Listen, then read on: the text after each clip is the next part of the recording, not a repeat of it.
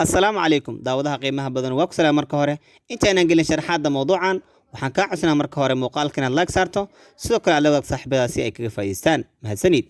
halkan waa page-kayga rasmiga ah baan ku soo gudbiya farqurxinta iyo saxiixyada haddii aad u baahan tahay inaad barato saxiix ku fadhiyo sharci lagana koobiyeyn karin waxaad booqan kartaa xarunteena Muqdisho gaar ahaan isgoyska baar waxa degmada Halwadaag maalmaha Khamiis iyo Jimcaha iyo maalmaha caadiga sida Sabtiga Axad iyo Isniinta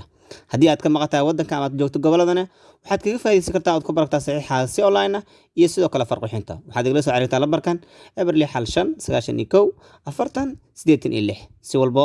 oo aad kaga faa'iideysan kartaa waa ku muhiim inaad yeelato saxiix adigoo aad leedahay kuna fadhiyo magacaaga aan la koobiyey karin aad baad u mahadsantahay la wadaag saaxiibadaada si ay kaga faa'iideystaan